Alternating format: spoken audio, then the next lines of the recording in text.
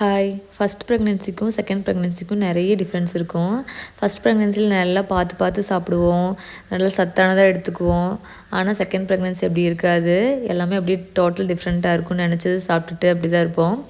எப்போ நம்மளுக்கு இந்த கைவலி கால்வலி எல்லாம் வர ஸ்டார்ட் ஆகுதோ அப்போ தான் ஞானோதயம் பிறக்கும். அப்படி தான் இன்றைக்கி வந்து கம்பு மாவுக்கு தான் ஊற வச்சுருந்தேன். கம்பு 1 டம்ளர், அரிசி 1 டம்ளர், உளுந்து 1/2 டம்ளர், அது மாதிரி ஈக்குவல் குவான்டிட்டியில் எடுத்து ஊற வச்சுருந்தேன். இது எல்லாத்தையும் ஒட்டாவே ஊற வச்சு ஆட்டி எடுத்து வச்சுக்குவேன், ஒரு நேரம் தோசைக்காகும் அப்படின்னு சொல்லிட்டு. அதுக்கு தான் இன்றைக்கி அதெல்லாம் ஆட்டி எடுத்து வச்சுட்டேன். தம்பி ரொம்ப நாளாக என்கிட்ட பிஸ்கட் கேட்டுகிட்டே இருந்தான். இந்த ப்ரெக்னென்சி ஸ்டார்ட் ஆனதுலேருந்து நான் ஓவன் கிட்டேயே போகல. இன்றைக்கி தான் 3 மாதத்துக்கு அப்புறம் ஓவன் தூசு தட்ட போகிறேன். எனக்கே ரெசிபியெல்லாம் மறந்து போச்சுன்னு ஒரு டைம் நோட்டை பார்த்து ரிவைஸ் பண்ணிவிட்டு தான் செய்யவே ஸ்டார்ட் பண்ணேன். சோள மாவு வாங்கிட்டு வந்து வச்சுருந்தேன். அவனுக்கு அந்த பிஸ்கட் பிடிக்கும் அப்படின்னு சொல்லிட்டு இன்றைக்கி சோள பிஸ்கட் செஞ்சு கொடுக்கலான்னு அதை தான் செஞ்சேன். ரொம்ப நாள் 3 மாதம் கிட்டத்தட்ட 3 மாதம் கேப்புக்கு அப்புறம் ட்ரை பண்ணுறேன். அதே டேஸ்ட்டு அதே மாதிரி வந்துருந்துச்சு. ரொம்ப நல்லா இருந்துச்சு. எனக்கு ரொம்ப ஹாப்பியாக இருந்துச்சு. அவனும் அதை பார்த்து ரொம்ப ஹாப்பி ஆகிட்டான்.